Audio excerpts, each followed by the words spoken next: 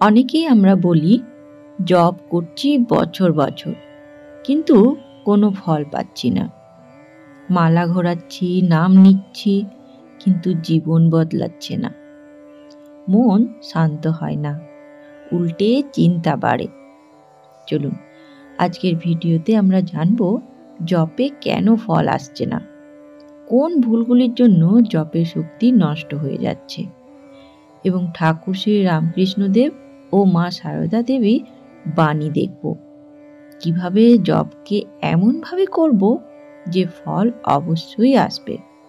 কারণ ঠাকুর মা পরিষ্কার করে বলে দিয়েছেন, জপ করলে ফল অবশ্যই হবে, যদি মন দিয়ে করা যায়। তাহলে চলুন শুরু করি। প্রথমেই আমরা শুনব ঠাকুরের কথা। ঠাকুর শ্রী রামকৃষ্ণদেব বলেছিলেন, পুকুরে যদি নোংরা থাকে তবে আকাশ দেখা যায় না, তেমনি হৃদয়ে নোংরা থাকলে জপে ঈশ্বর ধরা দেন না। এর অর্থ হলো, মন ভরা যদি রাগে, অভিযোগে, অহংকারে, ঈর্ষায়, তাহলে নামের আলো ভেতরে ঢুকতে পারে না। বাতি থাকলেও কাঁচ যদি ময়লা, আলো দেখা যায় না। তাই জপ শুরু করার আগে 10 সেকেন্ড ভেতরকে বলুন, মানে নিজের মনে বলুন, ঠাকুর আজ মন পরিষ্কার করতে এসেছি। চলুন এবারে জানব জপে ফল না আসার 8টি গুরুত্বপূর্ণ কারণ বা ভুল। কি ভুল আমরা করি যার ফলে জপে ফল আসে না। প্রথমত, জপকে কাজ বা দায়িত্ব ভেবে করা। জপ যদি কর্তব্য হয়, ভালোবাসা নয়, তাহলে মন শুকিয়ে যায়। ঠাকুর বলতেন, নামে প্রেম চাই। জপ হলো দেখা করার ডাক, নট হোমওয়ার্ক। দ্বিতীয়, মালা নাড়ানো, কিন্তু অন্তরে কোনো অনুভূতি নেই। শ্রী শ্রী মা সারদা দেবী বলেছিলেন, নাম মুখে আর মন যদি বাজারে, তবে লাভ কি? ঠোঁটের জপ নয়, হৃদয়ের জপ। তৃতীয়, জপ করার সময় মন বারবার হিসেব, কথা, ভয়, ভাবা। এমন হলে নাম ঢুকতেই পারে না। মনকে না টেনে আনলে জপ শুধু অক্ষর হয়ে যায়। তাহলে সমাধান, মন ছুটলে কোমলভাবে বলুন, আবার নামের কাছে ফিরে এলাম। নিজেকে বকা দেবেন না। চতুর্থ, জপের ফল আশা করে তাড়াহুড়ো করা। শ্রী শ্রী ঠাকুর বলতেন, গাছ লাগিয়ে সাথে সাথে ফল চাওয়া যায় না, ফল সময় মতো আসে। যত ধৈর্য তত ফল। পঞ্চমত, নিজের জপ অন্যের সাথে তুলনা করা। ওর জপ এত, আমার জপ কম, তাই ফল নেই, এই ভেবেই ভক্তি শুকিয়ে যায়। ঠাকুর বলতেন, সবার সাধনার পথ আলাদা। ষষ্ঠ, জপের মাঝে গসিপ, রাগ, নিন্দা।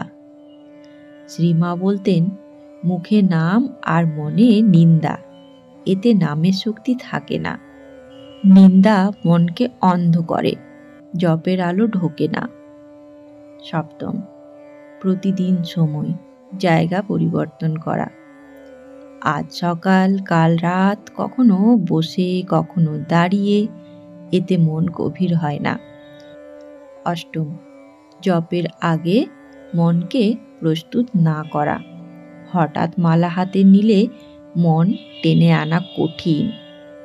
তাই 10 সেকেন্ড শ্বাস নিন, চোখ বন্ধ করুন আর বলুন, আমি এসেছি ঠাকুর। চলুন এবার জানব জপে ফল আসার সঠিক পথ। প্রথমত, নাম নেওয়ার আগেই হৃদয়ের দরজা খোলা। চোখ বন্ধ করে মনে মনে বলুন, ঠাকুর, আজ আমাকে একটু স্পর্শ করো। এতে মন দ্রুত শান্ত হয়। দ্বিতীয়, দিনে 3 বার নাম নিন, সকাল, বিকেল, রাতে 2 মিনিট করে। নিরবচ্ছিন্ন ছায়া থাকলে মন গরম থাকে। ঠাকুর বলতেন, নাম নিলে হৃদয় পবিত্র হয়। তৃতীয়, মন ছুটলে নাম থামিয়ে 20 সেকেন্ড স্থির হন। চোখ বন্ধ করুন, শ্বাস নিন, তারপর আবার শুরু করুন। এতে গভীরতা বাড়ে। চতুর্থ, নিজের ভুলের জন্য ক্ষমা চাইতে শিখুন। মন পরিষ্কার না হলে নাম ফল দেয় না। মা বলতেন, ভুল করেছ, বলো, ঠাকুর আর হবে না। এতেই মন নরম হয়। পঞ্চমত, জপের পরে 30 সেকেন্ড নীরব থাকুন। এ সময় ঈশ্বর ভেতরে কথা বলেন। এটা জপের সবচেয়ে বড় অধ্যায়। ষষ্ঠ, জপের ইচ্ছে না হলে বেশি করে জপ, কারণ মা বলেছিলেন, মন না লাগা মানে অসুখ, আর ওষুধ হলো নাম। সপ্তম, যার নাম নিচ্ছেন তার মুখ মনে করুন। ঠাকুর বলতেন, চিন্তা যার তিনি ধরা দেবেন। চলুন, শুনতে শুনতে চলে এসেছি একেবারে শেষ পর্যায়ে। এখানে আমরা জানব জপের সবচেয়ে বড় সত্য।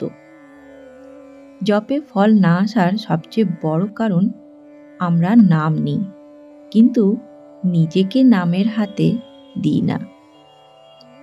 যেদিন সত্যি সত্যি বলবেন, ঠাকুর আমায় বদলে দাও, সেদিন জপ জ্বলে উঠবে।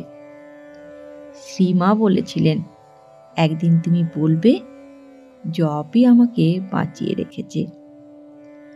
আজ থেকে শুধু একটা অভ্যেস নিন, প্রার্থনা নয়, অনুভব দিয়ে জপ। বুঝে যাবেন জপ ফল দিয়েই থাকে, শুধু আমাদের দরজা খুলতে হয়।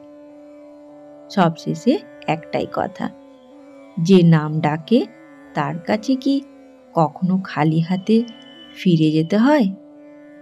তাই স্থির থাকুন, ধৈর্য রাখুন, বিশ্বাস রাখুন, জপ আপনাকে রূপান্তর করবেই।